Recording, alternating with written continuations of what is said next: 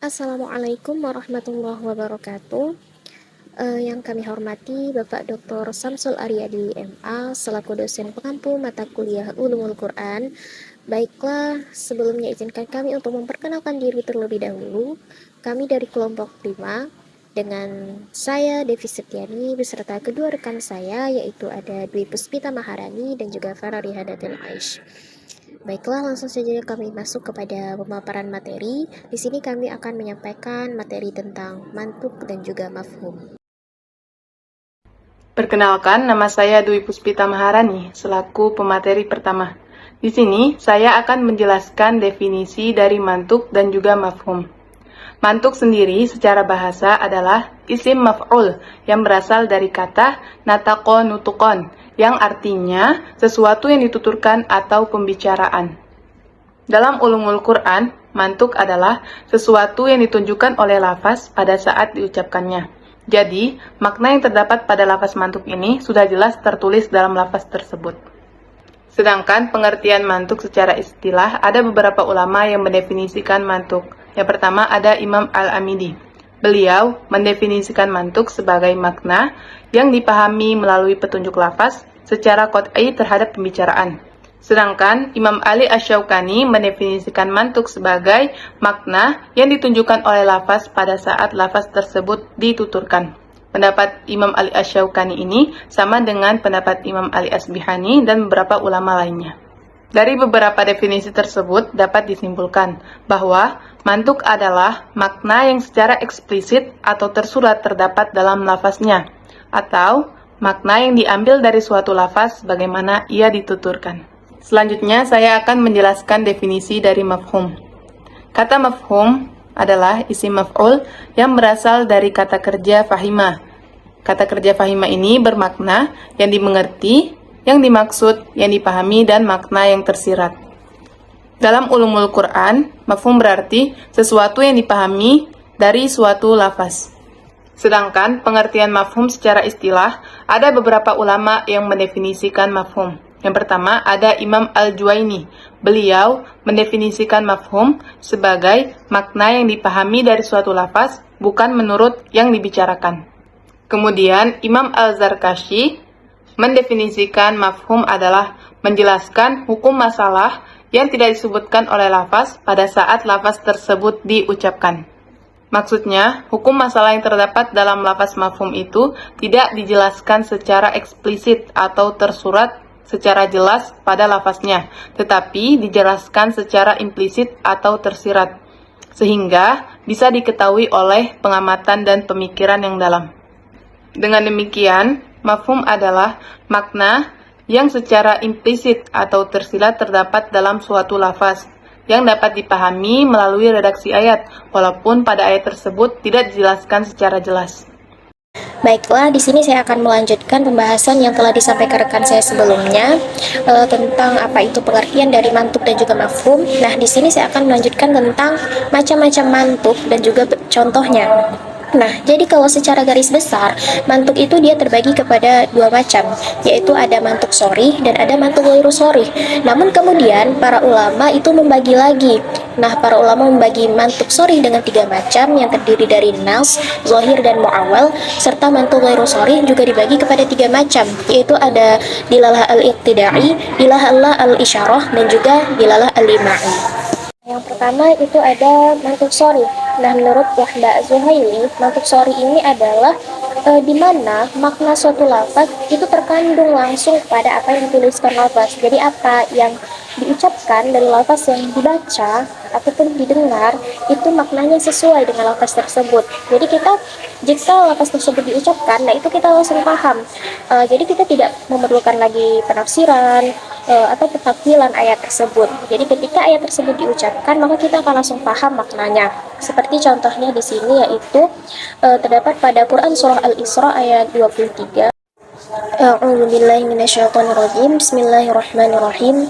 وقضى ربك ألا تعبدوا إلا إياه وبالوالدين إحسانا إما يبلغن عندك الكبر أحدهما أو كلاهما فلا تقل لهما أف ولا تنهرهما وقل لهما قولا كريما. Sadaqallahul azim. Nah, jadi kan pada lafaz tersebut ada kata fala taqul lahuma uffin. Nah, di situ kan artinya maka janganlah sekali-kali kamu mengatakan kepada keduanya perkataan ah. Nah, berarti sudah jelas dari ayat tersebut. Ketika kita baca, kita akan paham bahwa maksud ayat tersebut adalah larangan bagi kita untuk mengatakan perkataan ah kepada kedua orang tua. Itu berarti larangan kepada kita untuk mengatakan hal-hal yang tidak pantas, berkata kasar, bahkan walau hanya dengan mengucapkan kata ah saja. Nah, itu sudah jelas bahwa itu adalah merupakan larangan bagi kita. Jadi tanpa kita harus menafsirkan lagi maksud ayat tersebut, kita sudah dapat memahami tujuan yang ingin disampaikan dari ayat tersebut. Baiklah, selanjutnya kita memasuki kepada yang tadi kan ada 3 macam-macam dari mantuk sharif. Nah, yang pertama itu nas. Nah, nas ini adalah di mana lafal dari suatu nas itu akan langsung kita ketahui maknanya dan dia tidak ada kemungkinan akan menampilkan atau akan memaparkan makna yang lain. Jadi makna yang tertera itu sudah pasti. Itulah maksud yang dituju. Nah, seperti di sini contohnya dalam Quran surah Al-Baqarah ayat 196, di situ ada kata-kata tilka asyaratul kamilah, yang artinya itu adalah di situ ada asyaratul kamilah, 10. Nah, kata 10 di sini itu sudah pasti menjelaskan kalau itu 10. Jadi tidak mungkin 10 di sini memunculkan makna 11, 12. Jadi makna yang dimaksud tentu sesuai dengan yang tertulis yaitu 10. Jadi dimaksudkan tetap 10 hari. Jadi lafaz seperti ini tidak akan memungkinkan adanya makna yang lain yang akan disampaikan. Jadi maknanya sudah pasti seperti itu. Yang kedua yaitu ada zohir. Nah, zohir ini adalah makna yang ditunjukkan oleh suatu lafaz nas itu menunjukkan maknanya. Namun ada kemungkinan dia juga menunjukkan makna yang lain. Namun kemungkinan ini adalah kemungkinan yang tidak kuat atau lemah. Nah, seperti contohnya di sini dalam Quran surah Al-Baqarah ayat 173. Bismillahirrahmanirrahim.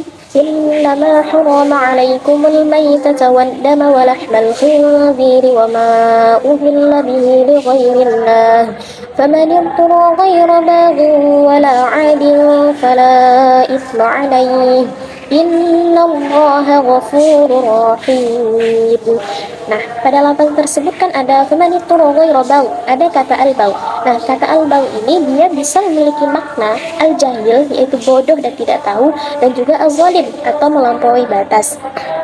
Namun, kemudian pada ayat ini kemudian makna yang diambil kemudian adalah kata al-bau dengan makna al-zalim, yaitu melampaui batas. Nah, itu artinya dari kata al-bau ini itu bisa memunculkan adanya kemungkinan memunculkan makna yang lain. Namun kemudian makna yang cuman makna yang misalnya di sini kan contohnya ada 2 makna, ada al-jahil dan al-zalim.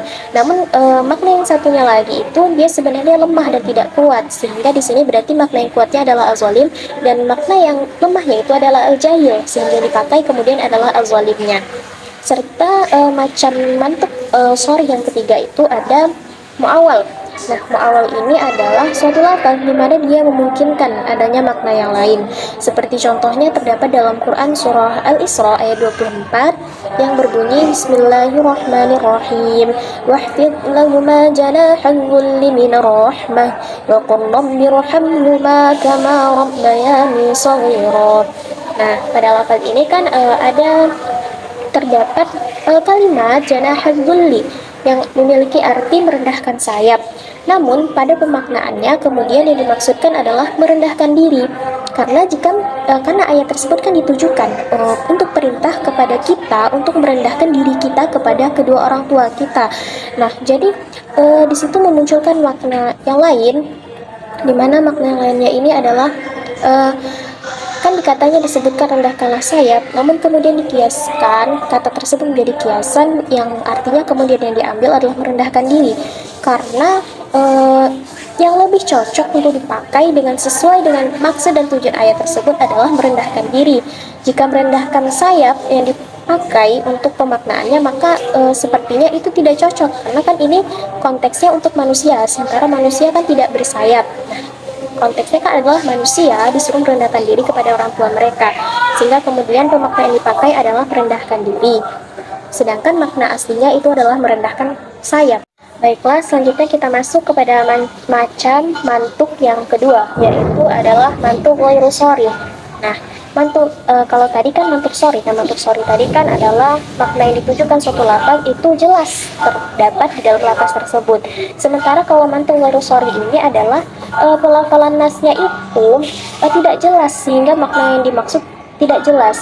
Jadi dalam memahami kalimat atau ayat yang terdapat mantuk ghairu sharih ini, kita memerlukan penafsiran, pentakwilan, dan juga penelitian untuk mencapai pemahaman terhadap sebenarnya maksud apa sih yang dituju dari ayat tersebut, seperti itu. Nah, seperti contohnya di sini adalah dalam Quran surah Az-Zariyat ayat 47, Bismillahirrahmanirrahim, was-samaa'a banaynaha bi'aydin wa inna lamusi'un, yang artinya, dan langit kami bangun dengan kekuasaan kami, dan kami benar-benar meluaskannya. Nah, di situ kan ada kata aidin yang artinya tangan. Nah, kemudian pada pemaknaannya aidin ini dimaknai sebagai kekuasaan. Karena jika kita maknai sebagai tangan, berarti kan ada bentuk fisiknya yang memungkinkan akan munculnya pikiran-pikiran bagi kita untuk memikirkan gimana sih tangannya Allah, sama nggak sih tangannya Allah dengan tangannya makhluk, seperti itu.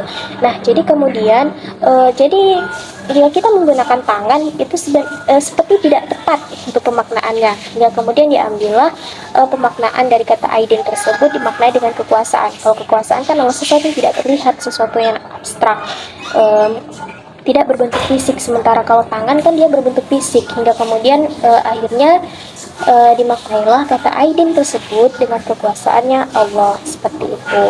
Nah, selanjutnya kita masuk kepada macam-macam mantuk ghairu sharih. Nah, tadi kan juga terdapat 3. Nah, ini kita masuk kepada yang pertama, yaitu adalah dilalah al-ibtida'i. Nah, dilalah al-ibtida'i ini adalah penunjukan makna, tapi makna tersebut ditunjukkan bahkan makna tersebut bergantung kepada lafal yang tidak disebutkan di dalam ayat tersebut. Seperti contohnya nih di sini dalam Quran surah An-Nisa ayat 23, Bismillahirrahmanirrahim. Hurrimat 'alaikum ummahatukum wa banatukum wa akhwatukum wa ammatukum wa khalatukum. Nah, di situ kan disebutkan artinya diharamkan atas kamu. Nah, di situ kan langsung kalau secara arti sesuai ayatnya diharamkan atas kamu, ibu-ibumu, seperti itu. Nah, kemudian pada pemahamannya muncullah arti ternyata diharamkan tersebut diharamkan untuk menikahi.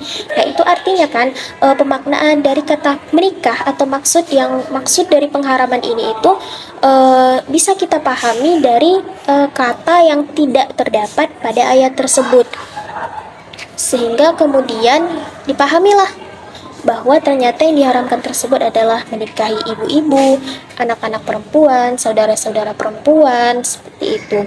Nah, jadi bahkan pemaknaan dari suatu ayat dapat dipahami itu bahkan bergantung dari kata yang sebenarnya tidak tertulis langsung pada ayat tersebut. Baiklah, selanjutnya memasuki kepada macam-macam mantuk ghairu sharih yang kedua, yaitu adalah dilalah al-isyarah.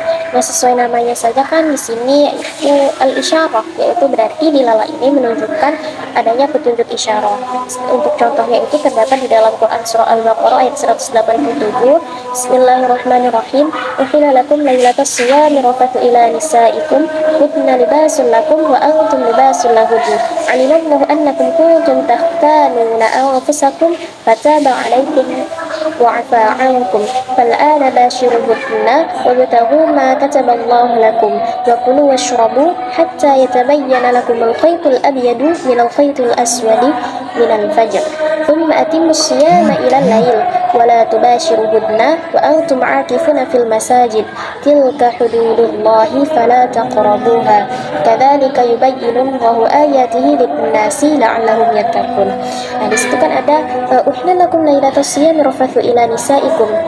yaitu merupakan kehalalan atau kebolehan bagi suami istri untuk melakukan hubungan pada malam hari di bulan puasa. Namun kan pada selanjutnya itu kalimat selanjutnya juga disebutkan tsumma atimmus shiyama ilal lail, yang artinya kemudian sempurnakanlah puasa itu sampai datang malam hari. Nah, kemudian pemaknaannya diambillah dari kata tersebut diambillah pemaknaan bahwa adanya kebolehan bagi suami istri yang berpuasa, bahwa sah puasanya ketika ia memasuki waktu subuh, namun mereka masih dalam keadaan junub. Nah, pemaknaan ini tidak disebutkan secara langsung pada ayat tersebut. Namun jika kita pahami dengan isyarat-isyarat atau yang disampaikan di dalam ayat tersebut, maka dapat dipahami bahwa di situ kan disebutkan bahwa kemudian sempurnakanlah puasa itu sampai malam hari. Kata itu kan menunjukkan bahwa kita tetap diperintahkan untuk berpuasa sampai malam hari. Sepasang suami istri tersebut tetap diperintahkan untuk berpuasa sampai malam hari. Nah, itu berarti menunjukkan adanya keabsahan atau kebolehan bahwa boleh junub pada waktu memasuki subuh. Namun tetap sah bagi sepasang suami istri tersebut untuk melakukan puasa. Baiklah, untuk macam-macam mantuk ghairu sharih yang terakhir atau yang ketiga, yaitu adalah dilalah al-ima'i. Nah, dilalah al-ima'i ini adalah suatu dilalah di mana maknanya itu menyertai hukum, atau makna dari suatu ayat itu menyertai hukum. Seperti contohnya di dalam Quran surah Al-Maidah ayat 38 yang berbunyi Bismillahirrahmanirrahim, wasariqu wasariqatu faqta'u aydiyahuma jazaa'an bima kasaba nakalan minallah wallahu azizun hakim. Yang artinya, laki-laki yang mencuri dan perempuan yang mencuri, potonglah tangan keduanya sebagai pembalasan bagi apa yang telah mereka kerjakan dan sebagai siksaan dari Allah. Dan Allah Maha Perkasa lagi Maha Bijaksana. Nah, sudah jelas bahwa makna dari ayat tersebut itu mengandung hukum, yaitu berupa hukuman bagi orang-orang pelaku pencuri, baik itu laki-laki maupun perempuan. Baiklah, mungkin sekian penyampaian materi dari saya. Untuk materi selanjutnya mengenai macam-macam mafhum dan juga contohnya akan disampaikan oleh rekan saya. Baik, pembahasan selanjutnya adalah macam-macam mafhum dan contohnya. Seperti apa yang telah dijelaskan oleh rekan saya, bahwa mafhum itu adalah hasil penerapan atas apa yang disebutkan oleh mantuk dan merefleksikannya terhadap apa yang tidak dijelaskan secara tersurat dari ayat tersebut. Nah, mafhum ini terbagi menjadi dua macam. Yang pertama, ada mafhum muwafaqah dan ada mafhum mukhalafah. Baik, di sini kita akan menjelaskan mafhum muwafaqah terlebih dahulu. Dan mafhum muwafaqah adalah makna yang hukumnya sesuai dengan mantuk. Dan mafhum muwafaqah ini terbagi menjadi dua macam, yaitu fahwal khitab dan lahnul khitab. Fahwal khitab ialah apabila makna yang dipahami itu lebih harus diambil hukumnya daripada mantuk. Nah, contohnya ini seperti keharaman mencaci maki dan memukul kedua orang tua. Hal ini terdapat di dalam Al-Quran pada surah Al-Isra ayat 23 yang berbunyi Bismillahirrahmanirrahim fala takul lahuma uff, yang artinya, maka janganlah kamu mengatakan kepada keduanya perkataan ah. Nah, mantuk pada ayat ini adalah sekedar larangan untuk berkata ah atau yang semisalnya kepada kedua orang tua, karena hal itu dapat menyakiti hati keduanya. Maka dari itu, mafhumnya adalah semua hal yang dapat menyakiti kedua orang tua seperti mencaci maki, memukul, dan lain sebagainya, karena hal itu lebih terlarang daripada sekedar gerutuan ah. Yang kedua adalah lahnul khitab. Lahnul khitab adalah apabila hukum mafhum sama nilainya dengan hukum mantuk. Hal ini telah dijelaskan pada surah An-Nisa ayat 10 yang berbunyi A'udzu billahi minasyaitonir rajim. Bismillahirrahmanirrahim. Innalladzina ya'kuluna amwalal yatama zulman innama ya'kuluna fi butunihim nara wa sayaslawna sa'ira. Yang artinya sesungguhnya orang-orang yang memakan harta anak yatim secara zalim, sebenarnya mereka itu menelan api sepenuh perutnya dan mereka akan masuk ke dalam api yang menyala-nyala atau neraka.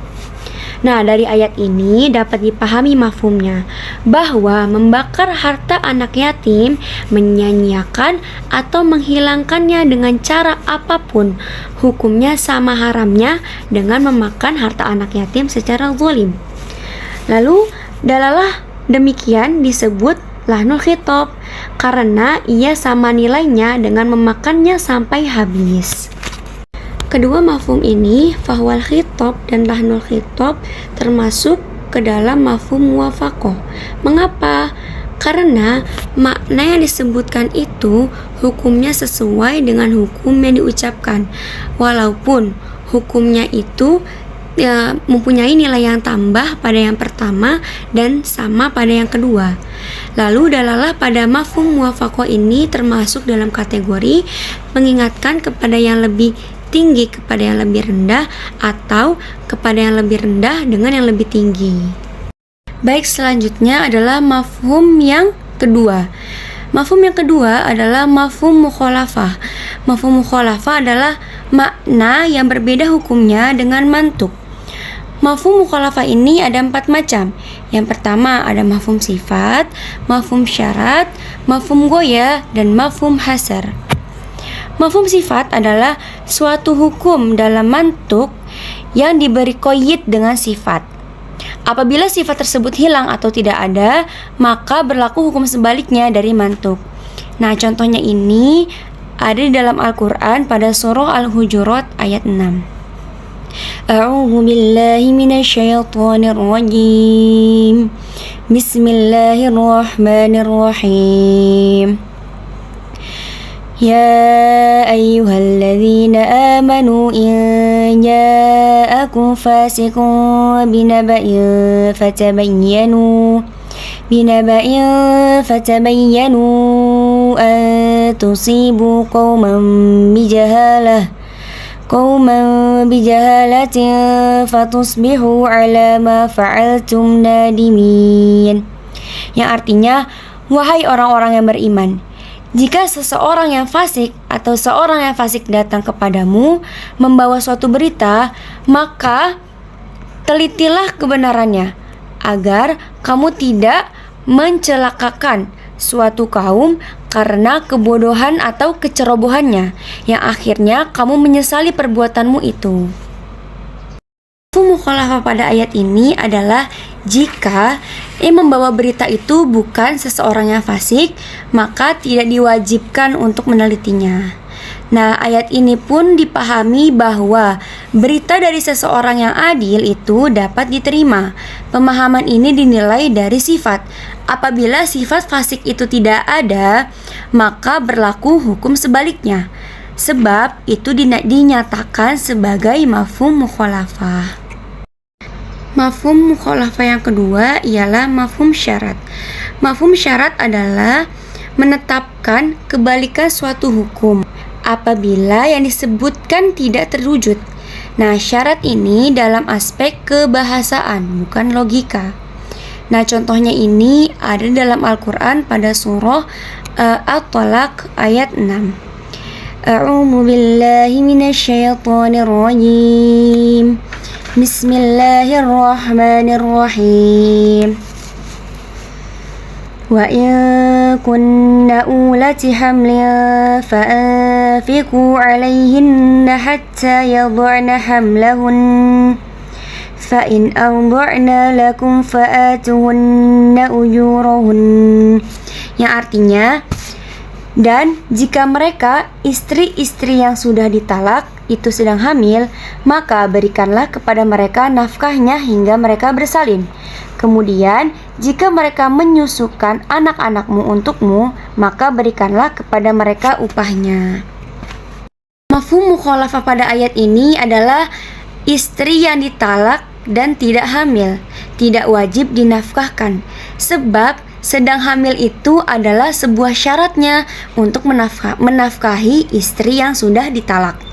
Maka apabila syarat tersebut hilang, maka berlaku hukum sebaliknya.